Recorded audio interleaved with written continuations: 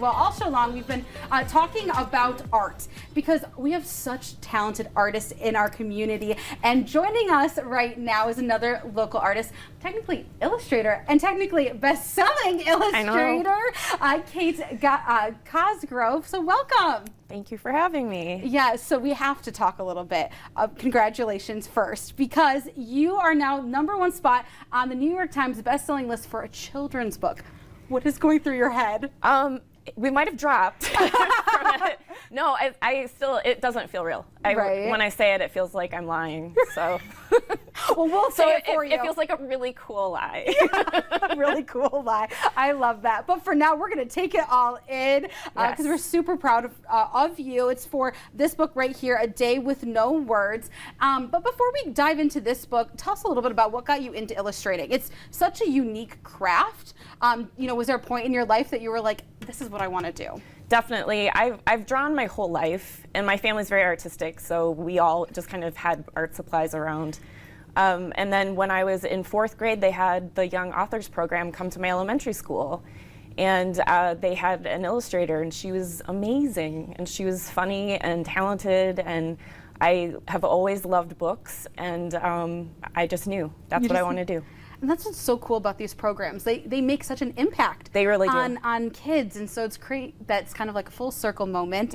And you know, you've now had 6 published books and many more illustrations and self-published author books to your resume. But one of those include A Day with No Words, which, as we mentioned, is on that best-selling list with Tiffany Hammond. She's the author. But tell us a little bit about this story and how your illustrations kind of have helped it. I know you brought some of the sketches with you. I did. The story is actually written by an autistic author whose child is also autistic and nonverbal. So that's real life. And it's just a day a joyful day in his world.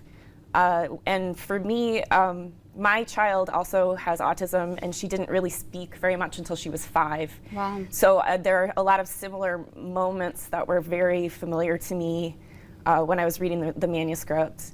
And I feel like, I call it Alice in Wonderland's world. I feel like I've visited that world before. So it just was a really good fit. Yes, and we're seeing some of the illustrations right on our screen right now that you took from your sketches and brought them to life. Yeah, you can see it right there. How fun! But yeah, so talk a little bit about your process. You know, you take the words from the manuscript and then kind of envision in your head. How does that all work? I just get like a Word document and read it through, and then I do just quick sketching, and then I do faster gesture sketches to kind of catch. That is detailed, but you know, two-minute sketches to kind of get the feel of it. When I'm doing characters, I just draw. I just sit and draw. Like I love to draw. So as simple as that. I just sit and draw, and then they become more and more developed. And eventually, these are more final. The ones that you saw. Yeah. Wow. That's so cool to see. You know, what starts from words in your head on paper and then in this book. I'm kind of a visual thinker anyway. So when people, it's like I'm watching cartoons, and when people tell me things, I'm always kind of picturing it. Yeah. So I don't know if it's just years of visualizing things or if there's just something with my brain. Right.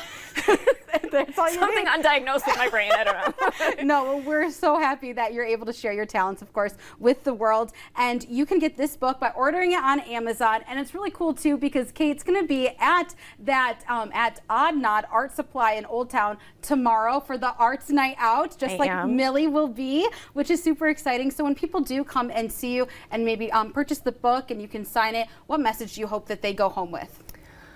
I think just more inclusive, that people communicate in different ways, and everyone matters and has a voice regardless of if it's out loud or on a screen.